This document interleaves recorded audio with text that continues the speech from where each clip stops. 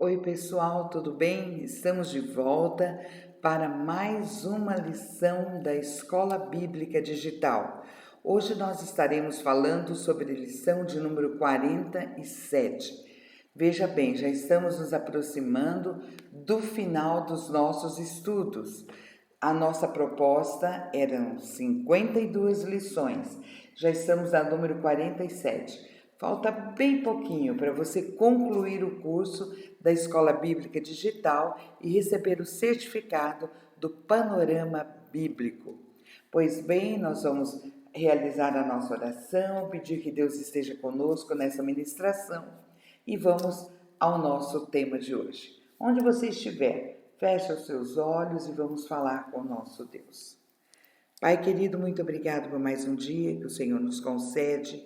Obrigado por mais uma oportunidade, pelo privilégio que nós temos de estarmos agora transmitindo mais uma lição da Escola Bíblica Digital.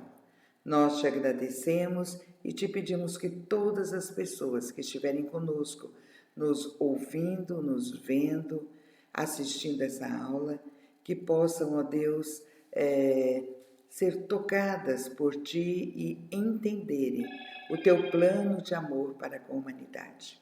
Muito obrigada. Agradecemos por tudo em nome de Jesus. Amém.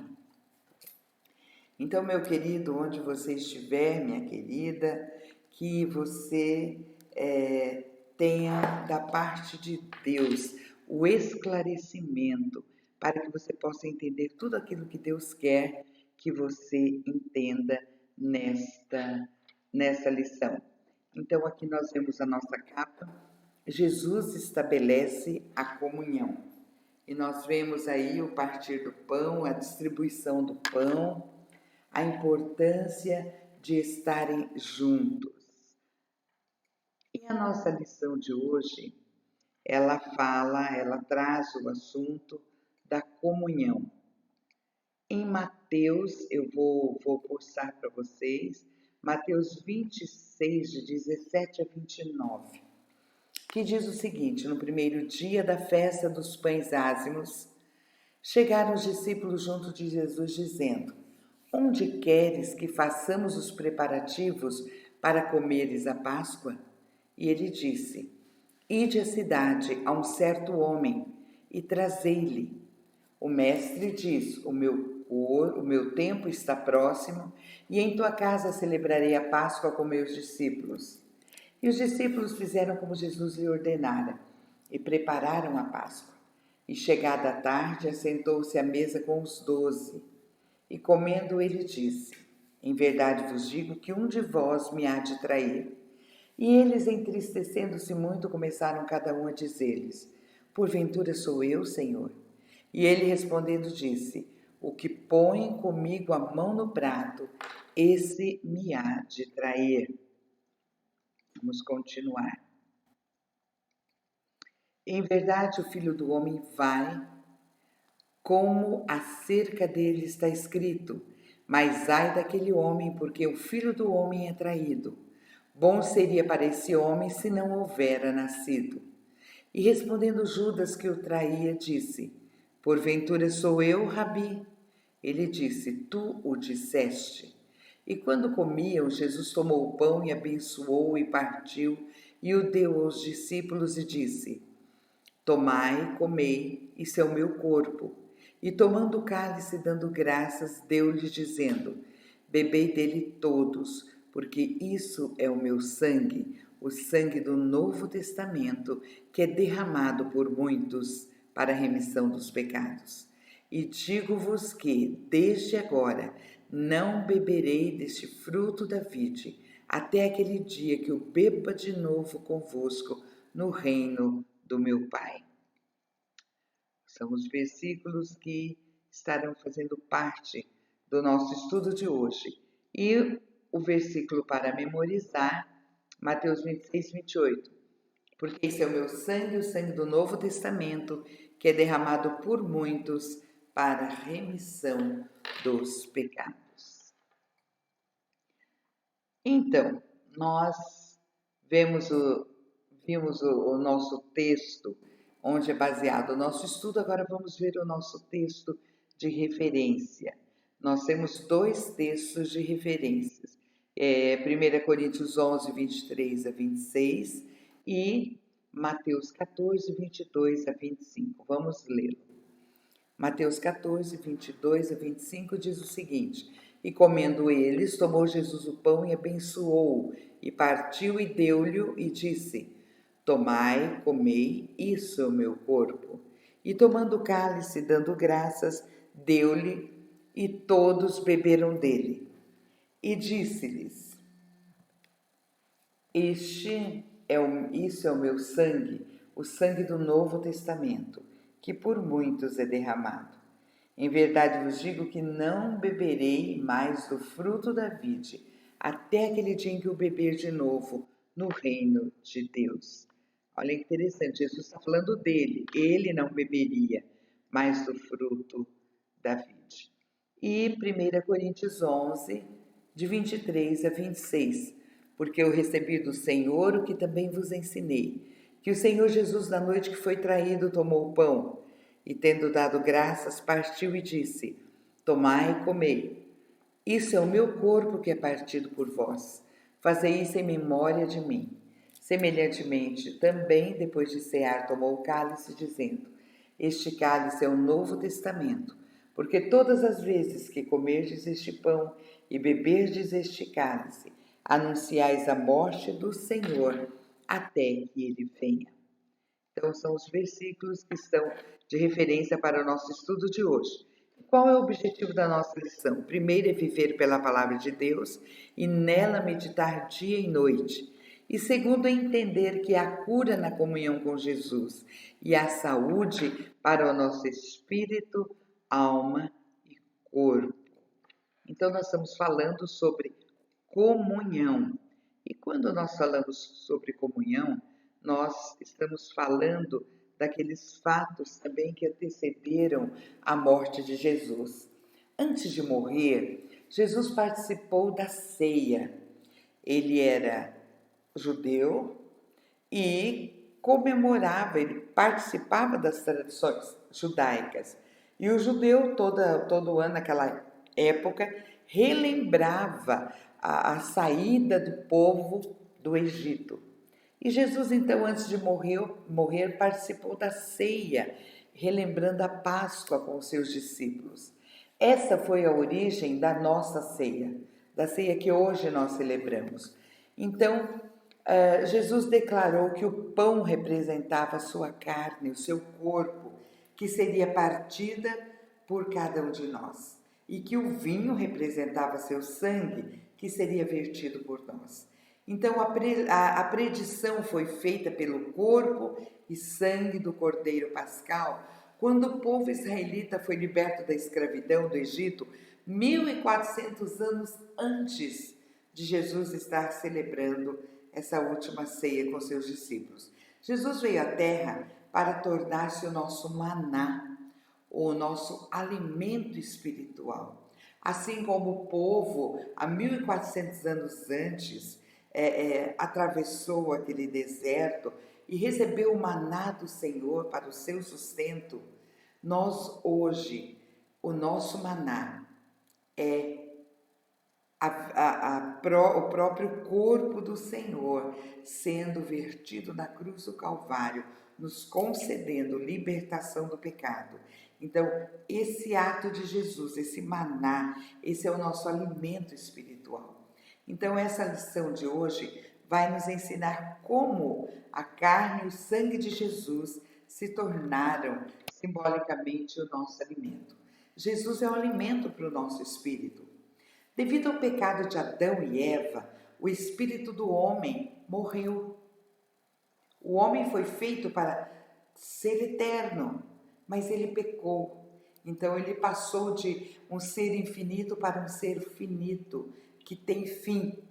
A comunhão do ser humano com Deus foi cortada. Lembra-se que Deus todos os dias aparecia no jardim para conversar com Adão? Essa comunhão, esse relacionamento que Deus tinha com o ser humano, ele foi cortado devido ao pecado. Então toda a humanidade iria no fim morrer eternamente e teria como destino o lago de fogo e de enxofre. Então, com o intuito de livrar o ser humano da morte eterna, o Filho unigênito de Deus, o próprio Jesus Cristo, veio ao mundo em carne e ali ele derramou o seu sangue. Então, a sua crucificação, ressurreição, se tornaram o poder vivificador dos nossos espíritos mortos, porque o Senhor pagou a dívida dos nossos pecados que nós mesmos deveríamos pagar, mas jamais teríamos condições de fazê-lo. E Jesus, por saber disso, veio e pagou essa dívida no nosso lugar. Então, agora que a dívida está paga, quando recebemos a Jesus, o Espírito Santo entra em nós e antes aquele ser humano que era morto espiritualmente ganha vida e tem aquela oportunidade de ter uma vida eterna ao lado de Jesus. Então, ao comer a sua carne, a beber o seu sangue, isto é, ao termos essa comunhão íntima com Jesus, ao participarmos desse memorial, desse simbolismo que a ceia traz para nós, nós conseguimos manter essa comunhão espiritual com Deus.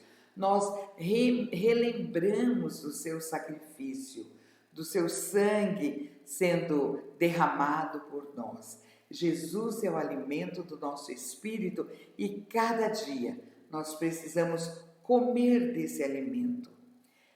No deserto deste mundo, assim como o povo há 1400 anos atrás vagou pelo deserto, concedeu a eles o maná, hoje ele é o nosso maná espiritual. Nós precisamos acolhê-lo, depender dele, alimentarmos regularmente da sua palavra para que o nosso ser humano interior seja renovado diariamente.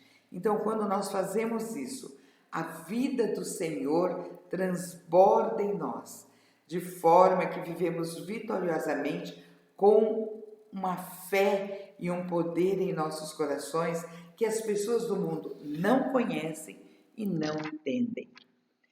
Jesus também é um alimento para a nossa mente, assim como é um alimento para o nosso espírito, que nos dá aquela oportunidade de termos esse relacionamento, essa comunhão com Ele. Ele também é o alimento para a nossa mente. A mente humana consiste de intelecto, emoções e vontades.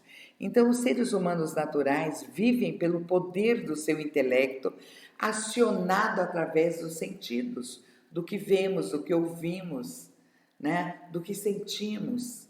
Então, nós vivemos pela fé, segundo a sabedoria divina e segundo o conhecimento que vem do alto, que Deus nos dá constantemente, desde que nos alimentemos de sua palavra. Pela sabedoria vinda do alto, o nosso conceito de mundo, as nossas perspectivas sobre a vida, sobre a sociedade, sobre a história, tornam-se inteiramente diferentes das concepções daquelas pessoas que não conhecem a Deus, nem o propósito de Deus para a humanidade. Nós sabemos que Deus criou os céus, criou a terra e que nós somos suas criaturas, de modo que devemos viver segundo os seus mandamentos e segundo as suas palavras. Nós vemos a história humana como um plano soberano, providencial e redentor de Deus para a humanidade. Quanto à morte, nós temos convicção de que é apenas uma passagem para o céu. Então, a partir do momento que nós cremos em Jesus, ele se torna o alimento das nossas emoções. Aqueles sentimentos destrutivos como ódio, medo, frustração, raiva, ciúme, inveja, que quer tomar conta dos nossos corações, essas coisas querem nos aprisionar. Então, essas coisas se transformam em amor, esperança, trabalho, fé em Jesus. Então, a alegria e a misericórdia começam a brotar em nossos corações quando nós transformamos todos aqueles sentimentos ruins e negativos em sentimentos bons. Então, antes de crermos em Jesus, o que é que nos motivava? Era o egoísmo, nós não podíamos controlar o nosso intelecto, a nossa emoção, a nossa vontade, nós fazíamos o que dava na cabeça, de modo que a partir do momento que nós conhecemos a Jesus, nós passamos a obedecer à vontade de Deus. Éramos incapazes de dominar a nossa mente corrupta, a nossa mente devassa, mas quando participamos do corpo de Cristo, a sua vida flui através de nós e nós somos capacitados a controlar a nossa vontade diariamente, de forma que aos poucos Deus e não nós, Deus passa a ocupar o centro da nossa vida. E assim nós nos preocupamos com os outros, ao invés de nos preocuparmos conosco mesmos. Ao invés de só pensarmos em nós, nós começamos a pensar no outro. Então, Cristo é o alimento para o nosso intelecto, emoção e vontade. E uma coisa eu lembro para você, insisto em estar sempre falando, você deve buscar a Jesus. Você deve receber a Jesus para poder participar do pão, do cálice da comunhão. E você então receberá tudo o que você precisa nessa vida. Você vai entender qual a vontade de Deus, o que você precisa fazer para ser uma pessoa abençoada.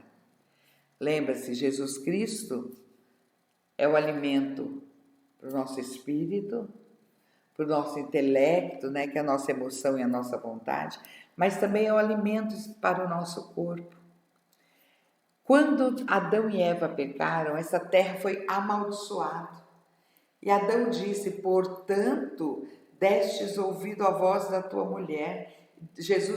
Deus disse para Adão, olha Adão, você deu ouvido para a tua mulher, você comeu da árvore que eu ordenei que não comesse. Então a terra será maldita por causa de você. Com dor você comerá dela todos os dias da tua vida. Abrolhos e espinhos a terra vai produzir, e você vai comer da erva do campo. Lá em Gênesis 3, 17 e 18, nós encontramos esse registro.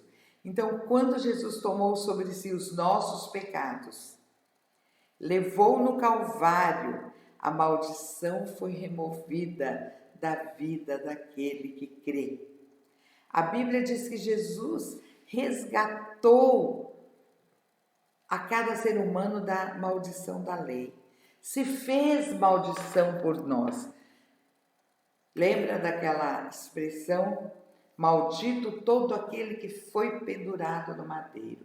Ele fez isso por nós. Ele foi ao madeiro por você e por mim.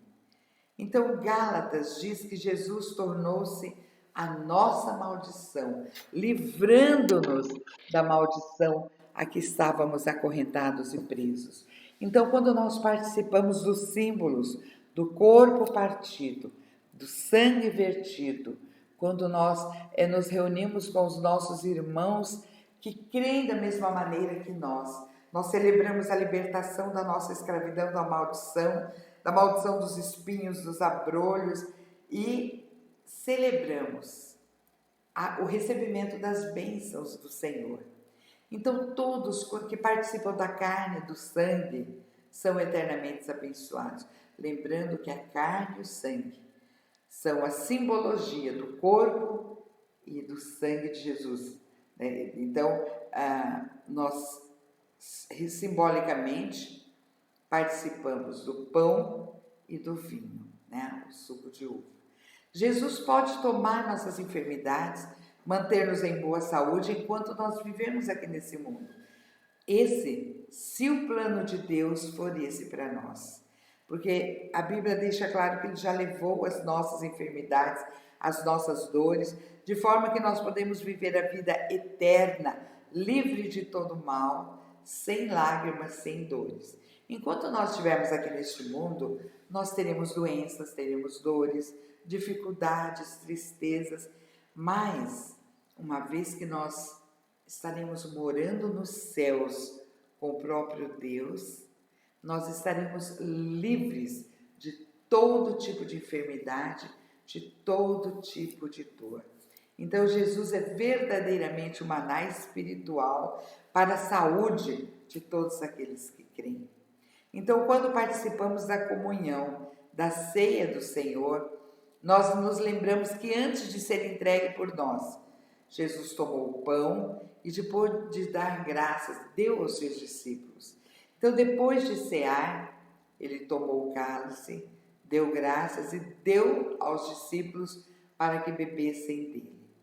Então, nesse momento, ele ordenou que todos, dali para frente, nós, hoje, esse pedido chegou para nós também, que nós estivéssemos fazendo o mesmo, sempre que nós nos reuníssemos em memória dele. Então, ele é o alimento que precisamos para o espírito, para a alma e para o corpo. Nós devemos compartilhar essas verdades para que outros possam ser cristãos também, sadios e fortes. E o que nós podemos tirar da nossa lição de hoje? Primeiro, nós precisamos entender que participar da comunhão, da ceia do Senhor, é uma ordem e um privilégio para todo aquele que crê no sacrifício de Jesus e crê no ato de redenção, quando ele nos tira o pecado e nos dá a oportunidade de vivermos com ele. Então, participar da comunhão da ceia do Senhor é um privilégio.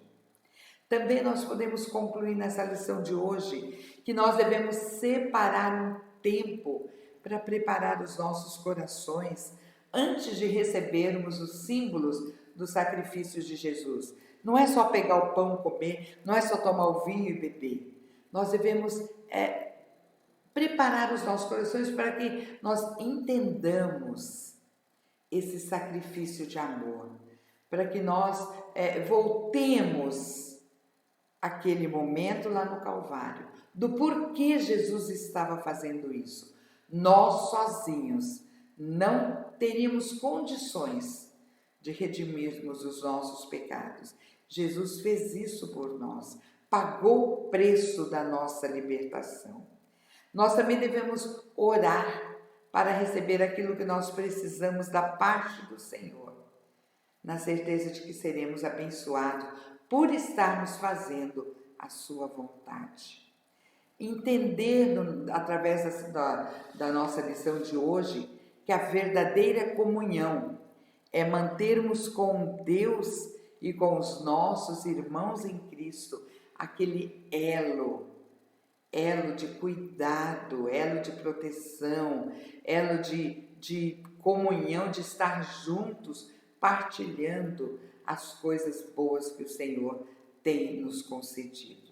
Então, através da comunhão, através da fé, nós colocamos nossas vidas nas mãos de Deus. Nós devemos amar os outros cristãos e nos fortalecermos física e espiritualmente. Você entendeu o que significa a ceia do Senhor? Você entendeu o que significa o sacrifício do Senhor na cruz? Se você entendeu, a prova disso é querer estar junto com o povo de Deus, ali trabalhando, realizando as coisas que Ele deixou para que fizéssemos. E no dia da ceia, estar comungando, estar participando, estar tendo o privilégio de ter essa comunhão com Deus e com os irmãos, de estar em convívio com pessoas que creem da mesma forma que você. Se você entendeu o que significa estar em comunhão com o próprio Deus, através do seu Filho Jesus, procure uma igreja que pregue sério a palavra do Senhor. Participe. As portas da Quarta Igreja Batista, em Três Lagoas, estão abertas para você, para que você tenha alegria de trabalhar no serviço do Senhor, e de participar da comunhão dos salvos em Cristo Jesus. Nós desejamos que você tenha um excelente entendimento de qual é a verdadeira vontade de Deus para a sua vida e que você deleite-se no Senhor, pois Ele assim concederá os desejos do teu coração. Nós agradecemos a tua presença, contamos com você na próxima semana para a lição de número 48. Deus abençoe grandemente a sua vida. Em nome de Jesus. Amém.